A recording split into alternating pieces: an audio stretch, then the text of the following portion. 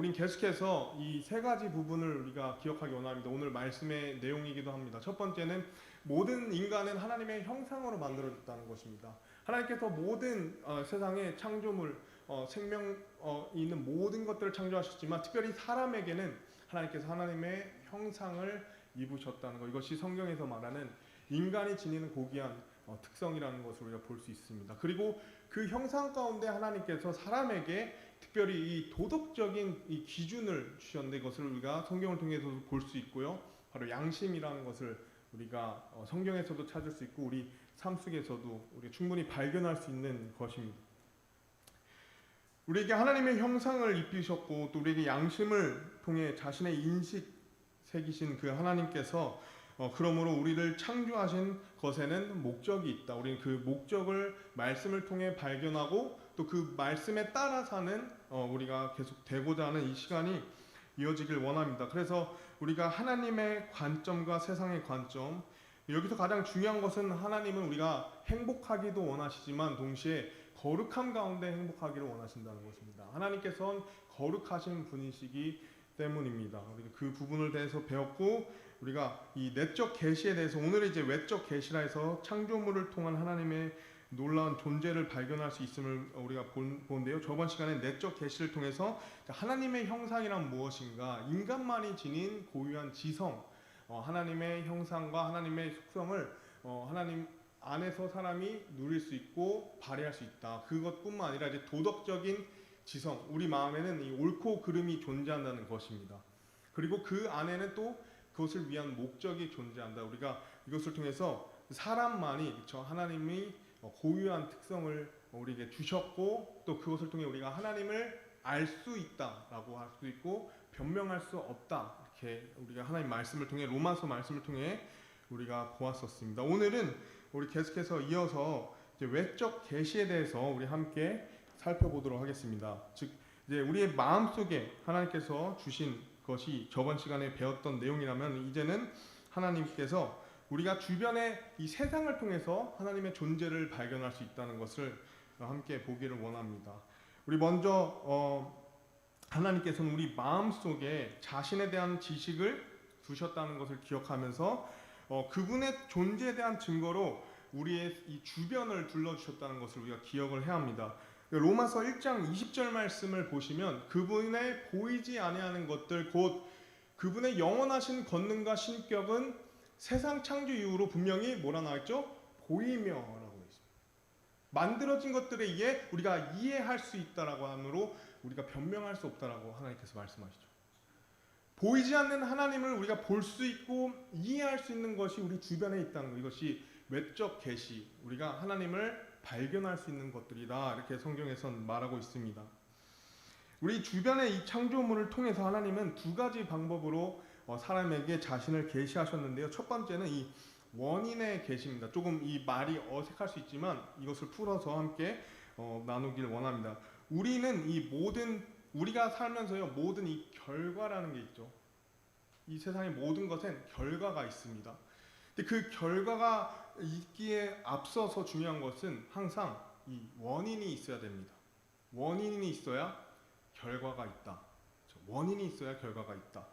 근데 이것을 우리가 단순하게 이해는 할 수 있지만요, 이것을 이 세상의 창조물, 이 창조 세계에도 적용할 수 있다는 거죠. 사실은 인류는 끊임없이 이 원인을 찾아 헤맸었어요. 우리는 어디서부터 왔는가, 이 어디서 이 원인, 이것을 끊임없이 찾아가는 그 과정이 있습니다.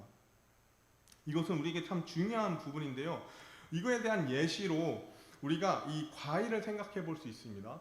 우리가 이 사과나 혹은 우리가 맛있게 먹은 요새는 자주도 있고 복숭아도 있죠.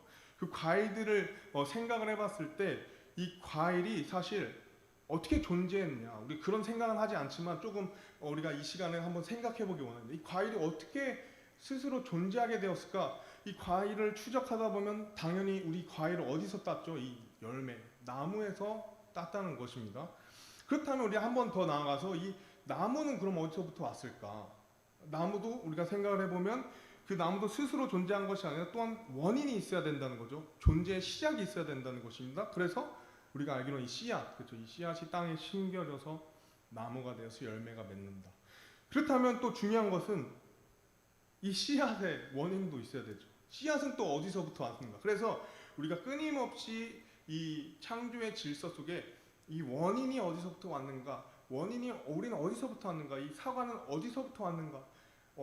닭이냐 계란이냐 어디서부터 왔는지를 끊임없이 우리가 생각해보는 이 원인을 통한 계시가 있다는 거죠. 그래서 이 논리적으로도요, 무한한 수의 그러니까 끊임없이 원인을 찾아가더라도 결국에는 무엇이냐?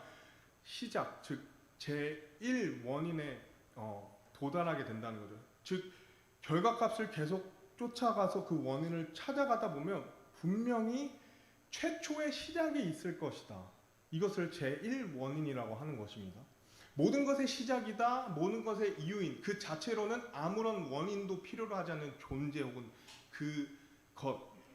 이것을 사람은 끊임없이 찾습니다.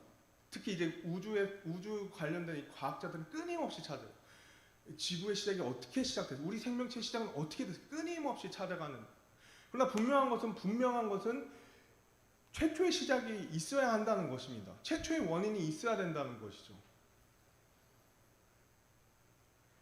그래서 우리 주변의 이 구체적인 현실은 사실 다른 무언가에 계속 빚을 짓고 있다는 거죠. 모든 결과에는 원인이 있어야 한다. 모든 결과는 원인이 있어야 되고 모든 사물이나 사람에는 시작이 있어야 된다. 그래서 이 시작이 무엇이냐? 한 분자로부터 시작이 됐다. 뭐 여러 가지 과학적인 추론들이 있지만 사실 우리 그리스도인에게는 너무나도 이 단순한 진리, 바로 우리의 첫 번째 최초의 시작과 원인은 바로 하나님이시다. 우리가 이걸 믿을 수 있는 거죠. 뭐 더 이상 깊이 들어갈 것이 아니라 하나님께서 저번 시간에 봤듯이 자신을 소개하실 때 하늘과 땅을 창조하신 창조물로 자신을 가정하시는 것이 아니라 선언하십니다. 내가 이 세상을 창조하였다. 하나님께서 처음에 세상을 창조하셨다. 하늘과 땅을 창조하셨다. 우린 더 이상 뭐 과학적인 깊은 지식과 어떤 학문이 필요 없습니다. 하나님 말씀 그대로를 믿으면 된다는 거죠. 그리고 오늘 말씀을 통해서도 그분의 보이지 아니하는 것들을 우리가 창조 이후에 분명히 볼 수 있고 이해할 수 있다. 하나님 말씀이 스스로 우리에게 말씀하신다는 거죠. 그렇기 때문에 우리는 우리의 원인, 우리의 어떤 시작을 끊임없이 찾아가는 것이 아니라 바로 하나님 말씀을 믿는 것으로 우리의 믿음이 시작된다는 것입니다. 하나님께서도 우리에게 말씀하시기를 나는 곧 스스로 있는 자다. 이 스스로 있는 자를요, 파면 파고 연구하면 연구할수록요, 이거 정말 깊은 말입니다. 자기를 소개할 때 나는 스스로 존재한 자야라고 설명한다는 것은요, 사실 엄청난 것입니다. 하나님께서는 말씀을 통해 곳곳에서 자신이 이 모든 것의 최초, 시작인 것, 시작과 끝이요 알파와 오메가이신 그 하나님을 우리는 계속해서 말씀을 통해 발견할 수 있다는 것이죠. 세상은 그런 처음 시작에 대해서 많은 것들을 말합니다. 특히 우리가 아는 이 빅뱅 이론이죠. 이 처음의 시작이 정말 우연한 한 큰 폭발로 인해서 모든 생명체의 기원이 시작됐다라고 말합니다. 사실 근데 놀라운 것은요, 그 빅뱅 이론의 그 충돌을 믿는 그 믿음의 크기가요, 이 성경을 그대로 믿는 것보다 훨씬 더 큰 믿음을 요구한다는 거예요. 그럼 그 어떤 과학적인 추론에 의한 어떤 믿음이거든요. 사실 그 현장을 본 사람은 아무도 없습니다. 그러나 우리는 이 창세기 1장 1절 이 말씀 그대로 우리는 이 순전한 이 말씀을 믿는 그 믿음이 사실은 분명하다는 것을 우리 말씀을 이렇게 더욱더 볼 수 있다는 것이죠. 그렇기 때문에 우리 히브리서 11장 3절 말씀에도요, 믿음을 통해 우리는 세상들이 하나님의 말씀으로 지어진 줄을 깨닫나니라고 합니다. 그러므로 보이는 것들은 나타나 있는 것들로 만들어지지 아니하였느니라. 믿음으로. 빅뱅도 믿음이 필요합니다.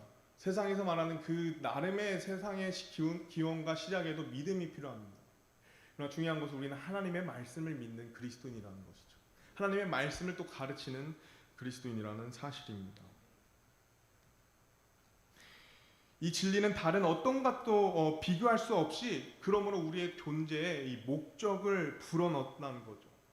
믿음으로 우리는 이 세상을 의심할 여지 없는 원인이 바로 자신을 우리 창조주로 계시하신, 소개하신 우리 하나님인 줄로 우리가 믿을 수 있다는 사실입니다. 제가 또 좋아하는 말씀, 히브리서 3장 1절에서 4절 말씀에 보면요. 그러므로 거룩한 형제들 곧 하늘의 부르심에 참여한 자들아 우리 신앙 고백의 사도이시며 대제사장이신 그리스도 예수님을 깊이 생각하라. 그분께서는 자기를 세우신 분에게 신실하기를 모세 역시 그분의 온 집에 신실했던 것 같이 하셨느니라. 이 사람이 모세보다 더 많은 영광을 받기에 합당한 자로 인정받았으니 그 이유는 집을 지은 자가 그 집보다 더 많은 존귀를 받기 때문이라.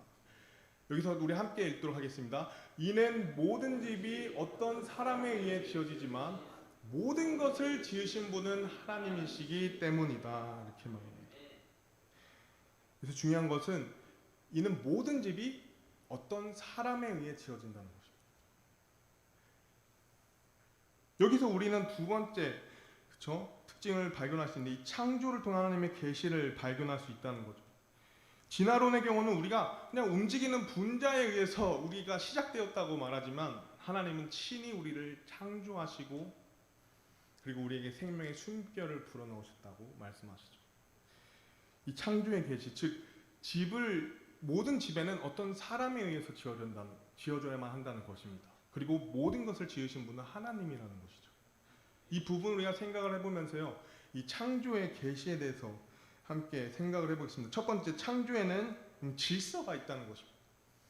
보이지 아니하는 것들을 세상 창조 외에 우리가 볼 수 있고 이해할 수 있는 이유는요, 창조에는 이 질서가 발견된다.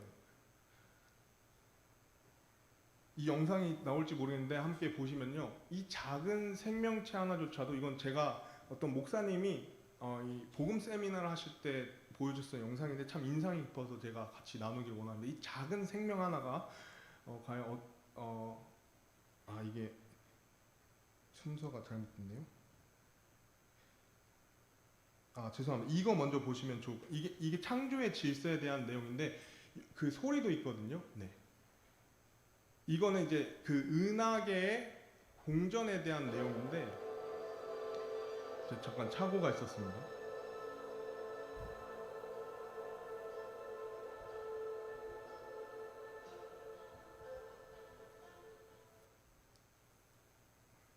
다시 한 번만 제가 보면 네. 자, 이거 은하수가, 우리가 보통 은하계가 우리 태양을 중심으로 이 행성들이 돌잖아요. 근데 이것이 단순히 우리가 아는 저 모양이 도는 게 아니라 태양과 그 행성들조차도 계속해서 우리 은하계를 돌면서 공전하면서 이 행성이 같이 공전한다는 것입니다. 아마 보통 우리가 처음 봤던 그 영상처럼 우리는 태양을 중심으로 이 행성들이 같이 공전하는 것을 보았지만 실질적으로 우주는요, 그 공전하고 있는 행성들과 태양을 중심으로 태양이 함께 도는 거예요. 이 은하계를요. 그러니까 쉽게 말해서요, 굉장히 그 복잡하다는 것입니다. 우리가 살고 있는 이 지구가, 이 우주가요. 근데 중요한 것은요, 이 우주는요, 이 법칙이라고 합니다. 법칙. law라고 돼 있어요. law. 즉 이것은 수학적으로 충분히 계산할 수 있고 수학적으로 충분히 이것이 측정될 수 있는 균일한 값이 있다는 거예요. 즉 태양과 지구 사이에 정확한 값이 계속 유지된다는 것입니다. 이것이 유지되는 것과 동시에 이것이 지금처럼 복잡하게 이 은하계를 통해서 지구와 이 태양계가 움직이고 있는데, 여기서 조금이라도 수학적인 오차가 생기면요, 조금이라도 이 거리가 좁혀지거나 멀어지면요, 그럼 이 생명체가 살 수 없는 조건이 돼요. 그게 법칙이라고 합니다. 법칙. 그러니까 과학자들도요, 이 법칙이 어떻게 유지될 뿐더러 어떻게 생성됐는지에 대해서 쉽게 답을 내지 못한다는 거죠. 하나님의 창조에는 질서가 있다는 사실입니다. 정말 참 신묘막측하죠. 우리 인체의 신비만 보더라도요, 정말 정교합니다. 절대 우연과 진화로 만들어질 수 없는 프로그램화되어 있다는 거죠. 요새는 정말 우리가 검색만 해봐도요, 이런 사실을 너무 쉽게 발견할 수 있습니다. 절대 변명할 수 없다는 거죠. 그렇기 때문에 하나님 말씀에도요, 모든 것을 품위 있고 질서 있게 할지니라. 하나님은요, 결코 혼돈의 창시자가 아니죠. 품위와 질서를 만드신 분이라는 것입니다. 그 이 질서는 이 세계 창조물, 이 온 세상에 분명히 드러난다는 거죠. 또 시편 말씀을 보시면 오 주여 주의 말씀은 영원히 하늘에 정착되었으며 주의 신실하심은 모든 세대에 이르나이다. 주께서 땅을 굳게 세우셨으므로 땅이 계속 있나이다 라고 말씀하십니다. 하나님께서 이 세상을 창조하시고 운행하시는 그 모든 것이 우리가 발견할 수 있다는 것입니다. 우리가 자신 있게 말할 수 있다는 것이죠. 첫 번째로 그래서 창조에는 질서가 있다라는 것, 우리가 이것을 볼 수 있습니다. 하나님은 아름다움과 질서에 대한 계획이 영원히 존재하다는 것, 그리고 그분의 이 탁월한 그 능력과 계획으로 형성되었고 그분이 이 말씀을 통해서 우리가 설계자로서 드러난다는 것을 우리가 볼 수 있습니다. 두 번째는 창조는 질서가 있기 때문에요. 사실 설계자가 있음을 보여준다는 거죠. 분명 이 법칙, 수학적으로 균일하게 일정하게 운영되는 이 우주계, 은하계를 보면서 법칙이 있다는 것은 즉 이 법칙에 대한 목적이 있다는 것, 누군가에 의해서 만들어질 수 있다는 것입니다. 따라서 창조된 세상은 원인뿐만 아니라 원인이신 분에 대한 진리도 드러난다는 것이죠. 구체적으로 그것은 하나님이 질서와 설계의 하나님이심을 보여준다는 사실입니다. 그분은 단순히 생명을 창조하신 것이 아니라 이것을 굉장히 아름답게 정교하게 창조하셨다는 사실이죠. 그래서 그 다음으로 제가 볼 영상이 이 벌레였는데 이걸 한번 보시도록 하겠습니다.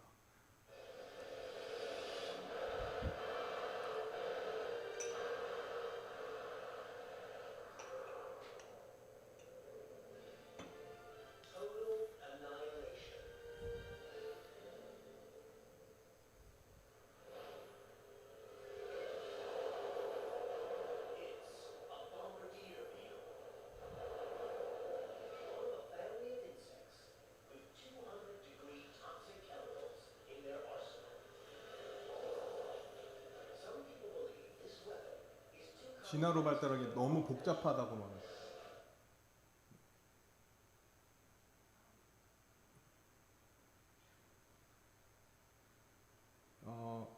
멈춘 것 같죠, 그렇죠?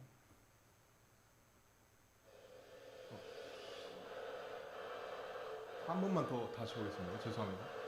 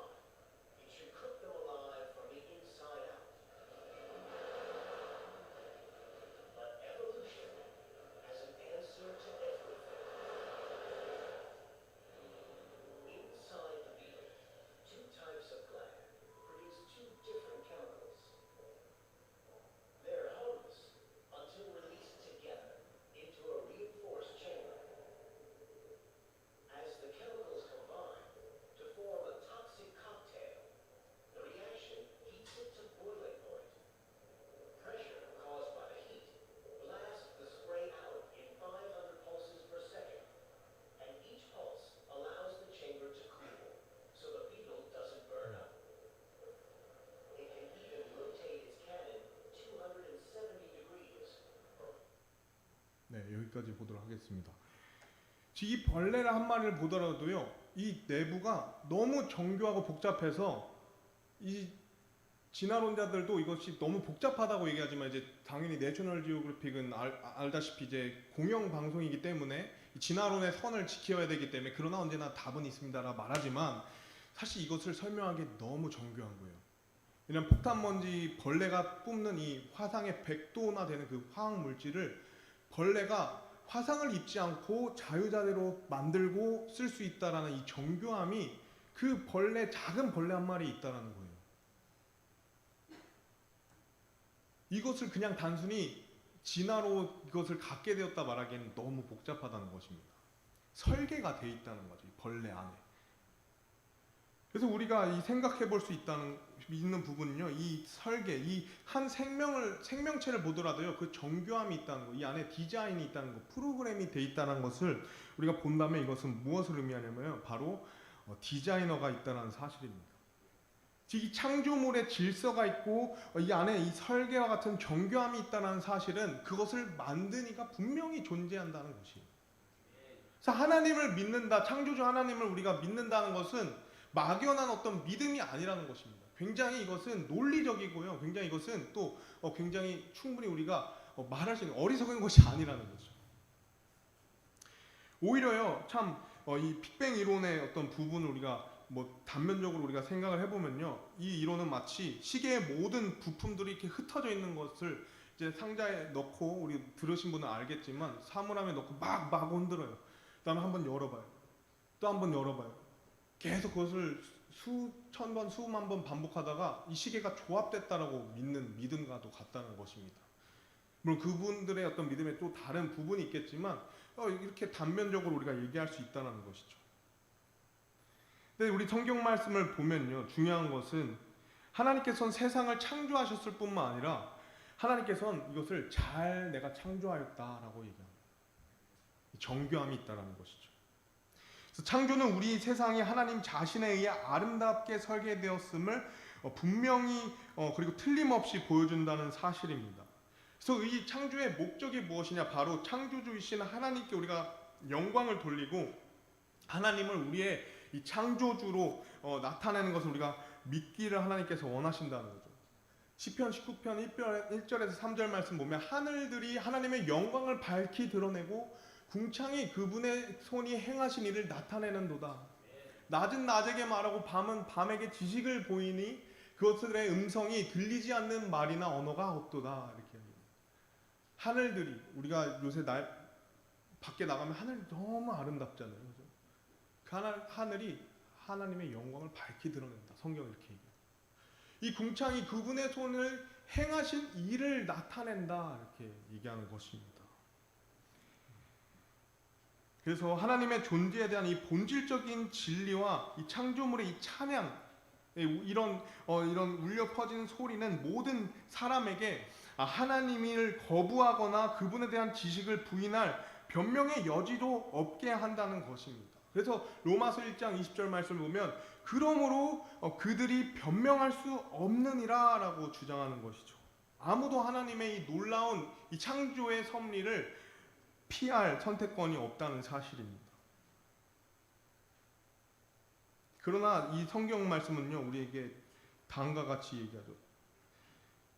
로마서 1장 21절 말씀을 보시면 그들이 하나님을 알면서도, 변명할 수 없는 하나님을 알면서도 하나님으로서 그분이 받으실 영광을 그분께 돌리지 아니하고 감사하지도 아니하며 오히려 그들의 상상 속에서 허망해졌고 그들의 어리석은 마음이 어두워졌나니, 이 정교하고 이 설명할 수 없는 이 법칙이 존재하는 우주를 향해서 하나님을 거부하는 자들은 이렇게 말합니다. 그럼에도 하나님 없이 이 원인을 우린 찾아가야 돼. 이렇게 얘기합니다. 그저 그 창조주 하나님을 인정하고 내 삶의 진정한 목적을 찾아서 살아가는 것, 이것이 인류에게 하나님 주신 진정한 행복임에도 불구하고 하나님을 알면서 이해할 수 있는 것들이 존재한다는 것을 그들의 눈으로 보고 확인하면서 그들은 그분을 인정하지 않는다.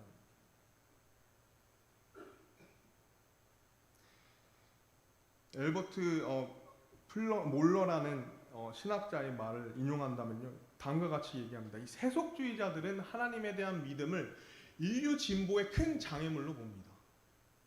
대부분의 경우 진정한 도덕은 세속주의가 아니라 세속화라는 것이죠. 세속화는 사회에서 별다른 논쟁이나 예고 없이 일어나는 과정이라는 것. 즉 하나님의 존재에 대한 구속력 있는 권위, 즉 성경에 근거한 하나님과 세상에 대한 이해는 사라지고 새로운 세계관으로 대체된다는 것이죠. 앞으로요, 더욱더 하나님을 배제한 우리 스스로 살아갈 수 있는 이 세상의 세계관들이 굉장히 빠르게 도입이 될 것입니다. 하나님 없이도 우리가 충분히 영적으로 행복하게 살아갈 수 있는 세상이 구현될 수 있다는 거죠. 그러나 중요한 것은 우리 그리스도인은 모든 것이 하나님으로부터 왔다는 것을 우리 끝까지 붙들고 그것을 외치고 그것을 전해야 되는 귀한 사명이 있다는 것을 우리가 믿어야 된다는 것입니다. 하나님께서 인류의 자신을 반복적으로 계시하셨지만 인간 역시도 반복적으로 그분을 계속 거부해 왔다는 사실을 우리가 기억해야 된다는 거죠. 그들이 하나님의 음성을 듣지 않고 하나님의 말씀을 거부하며 스스로 신이 되기를 원했다는 것, 이것은 역사적으로 끊임없이 반복됐다는 사실입니다.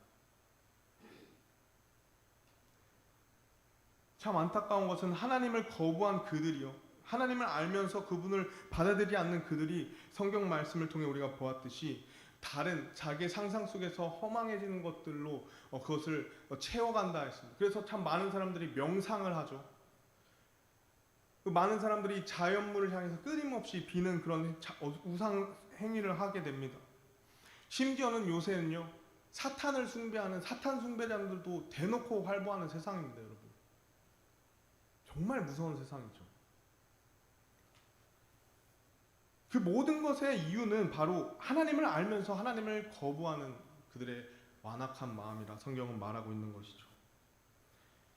심지어 우리가 갖는 이 믿음에 대해서, 우리가 가르치고 있는 이 성경에 대해서 그들이 반발해야 하고 그것을 대항하는 그런 위협적인 모습이 나타나는 것도 사실인 것입니다. 또 다른 G.K. 체스터턴이라는 분의 말을 인용하면요, 사람들이 하나님을 믿지 않기로 선택하면 그 이후로는 아무것도 믿지 않게 됩니다. 그 다음에 중요한 말이 무엇이냐면요, 그러면 무엇이든 믿을 수 있게 됩니다.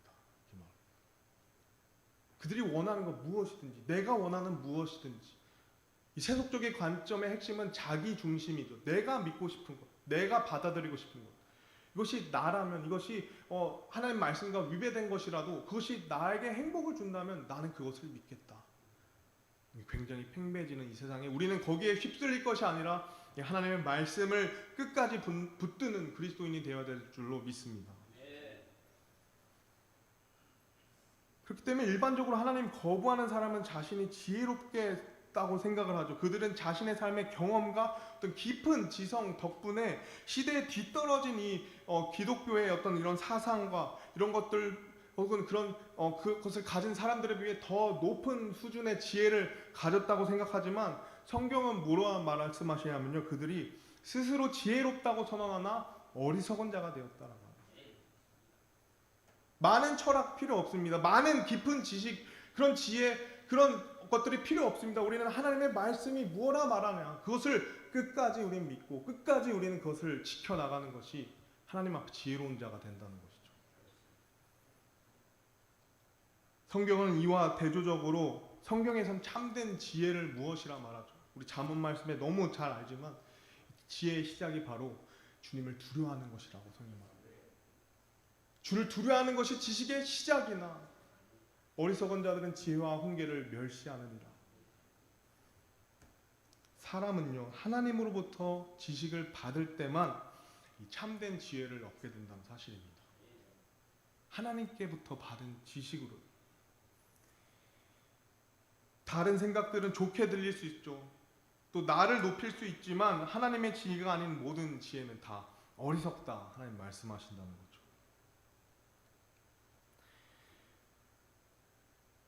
그래서 하나님, 우리 로마서 다시 24절부터 28절 말씀 보면요, 스스로 지혜롭다 하는 자, 그러나 어리석은 자들을 하나님께서 어떻게 하시냐, 우리가 말씀을 보시면 이렇게 나옵니다. 그러므로 하나님께서도 그들 마음 정욕을 통해 부정함에 내주사 그들이 자기 몸을 서로 욕되게 하셨으니 그들은 하나님의 진리를 거짓으로 바꾸고 창조자보다 창조물을 더 경배하며 섬겼느니라. 그러나 하나님은 영원히 찬송받으실 분이시리다. 아멘. 이렇게 합니다.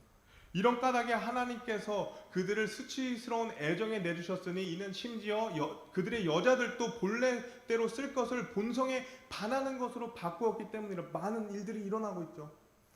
이와 같이 남자들도 본래대로 여자 쓰기를 버리고 서로를 향해 욕정에 불타 남자가 남자와 더불어 보기 흉한 짓을 행함으로 자기 잘못에 대한 응분의 대가를 자기 속에 받았느니라. 그들이 자기 지식 속에 하나님을 두기를 싫어한 대로 하나님께서도 그들을 버림받은 생각에 내주사 합당치 못한 그 일들을 행하게 하셨나니, 이렇게 얘기하죠. 성경은 하나님께서 어떤 시점에 누군가 타락한 마음으로 내버려두는지 알려주지 않지만 그들이 하나님께서 아시는 대로 그분을 최종적으로 거부할 시점이 있을 것이라고 우리가 생각해 볼 수, 하나님을 끝끝내 거부할 것이다라는 것을 우리가 볼 수 있다는 것이죠. 이러한 자들이 어떤 특징이 있냐? 하나님을 거부하는 과정에서요, 하나님께서 말하신 옳고 그름, 이 선과 악을 단순한 이 정의를 넘어서서 그것을 뒤집어 생각한다, 이렇게 얘기하고 있습니다. 그래서 이사야서 말씀을 보면요, 악을 선이라 하고 선을 악이라 하며 어둠을 빛으로 삼고 빛을 어둠으로 삼며 쓴 것을 단 것으로 삼고 단 것을 쓴 것으로 삼는 자들에게 화가 있을지어다. 하나님의 말씀이 선이라 한다면 그건 선이어야 합니다. 하나님의 말씀이 악이라 한다면 그것은 악이라고 해야 되죠.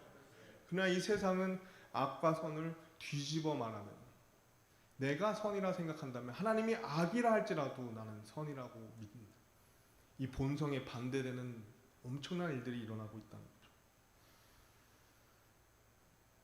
그렇기 때문에 이 세상이 점진적으로 또 의도적으로 이 말씀에 위배되고 말씀에 벗어나는 이 거대한 이 현상들이 일어나고 있다는 거죠. 근데 참 안타까운 것은 우리 그리스도인들조차도요, 하나님 안에서의 정체성을 우리가 바로 찾지 못했기, 하나님 안에서 우리의 세계관이 바로 잡히지 못했기 때문에 이런 일들이 또한 쉽게 일어날 수 있다는 것입니다. 그래서 저 개인적으로도 이번 숭실대의 사역이 굉장히 큰 부담이 됩니다.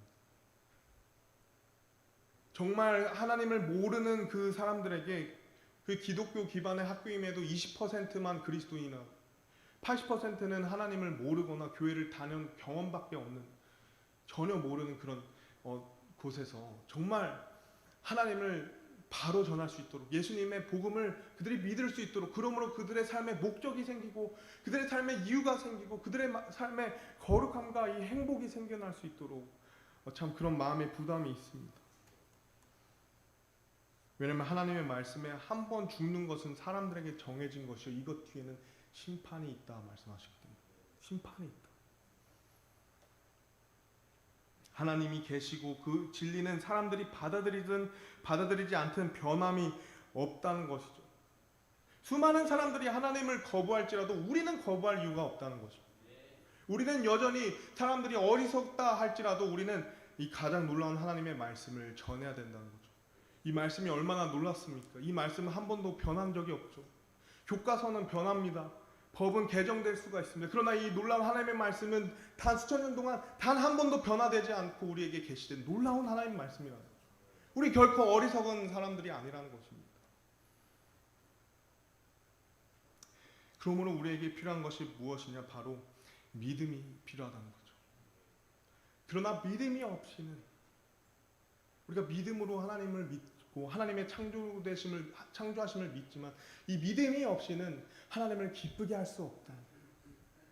그분께 가는 자는 반드시 그분께서 계시다는 것과 또 그분께서 부지런히 자신을 찾는 자들에게 보상해 주시는 분이시라는 것을 믿어야 하느니라.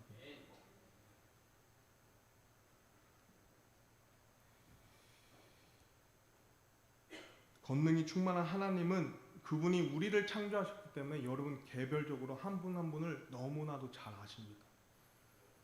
그리고 여러분 삶에 귀한 계획들이 있다는 것을 우리가 믿어야 된다는 거죠. 그 계획들 중에 하나가 무엇이냐면 바로 영혼에게 인생의 참된 목적과 이 창조주를 만날 수 있는 통로가 되어야 된다는 것입니다.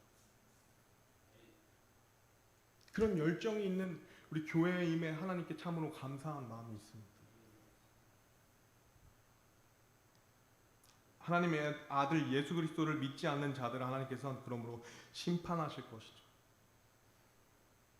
하지만 하나님께서 동시에 사람들이 예수님을 알 수 있도록 하나님께서 예수님을 통해 거룩한 희생을 치러주셨다는 것을 우리가 기억을 해야 하는 것이죠. 아들을 믿는 자에게는 영존하는 생명이 있고 아들을 믿지 않는 자는 생명을 보지 못하며 도리어 하나님의 진노가 그 위에 머물러 있느니라. 오늘 이 시간 먼저 우리가 생각해 볼 것은 우리가 예수님을 과연 나의 구세주로 믿고 있느냐 하는 것입니다. 이것을 믿는 분들에겐 하나님의 진노가 머물러 있지 않다라고 얘기합니다. 오히려 영존하는 생명이 있다 얘기합니다. 그러나 내 마음속에 예수님이 내 마음속에 계시지 않는다면, 내가 예수님을 믿은 그 순간과 내 삶에 경험이 없다면, 예수님을 복음을 그것을 믿은 나의 마음이 없다면은 우리는 이 진노가 여전히 그 위에 머물러 있다는 것을 피해갈 수 없다는 거죠. 우리가 하나님을 알지만 그분을 거부할 선택권도 있고 받아들일 선택권이 있지만 그 나의 선택에 대한 결과는 극과 극이 될 수 있다는 것입니다. 만약 우리가 예수님을 알고 있다면 우리에게 또 다른 질문은 그 예수님을 모르고 있는 사람을 내가 알고 있냐 이거죠. 내 주변에 내가 알고 있는 예수님을 모르는 사람이 있다면 오늘 이 시간 우리의 이 적용은요, 바로 그분들과 함께 이 놀라운 하나님의 진리를 나누시기 바랍니다. 이 놀라운 예수 그리스도의 복음과 사랑을 우리가 담대히 나눌 수 있습니다. 우린 어리석은 자가 아니기 때문이죠. 우리의 내면에는 하나님이 살아계심을, 우리의 이 창조물을 통해서 하나님의 살아계심을, 그리고 그 안에 하나님의 선한 목적이 있음을 우리 이 말씀을 통해 알 수 있기 때문이죠. 우린 담대하게 그리고 지혜롭게 하나님의 말씀을 전할 수 있다는 사실입니다. 하나님이 우린 계시라는 것을 오늘 보았습니다.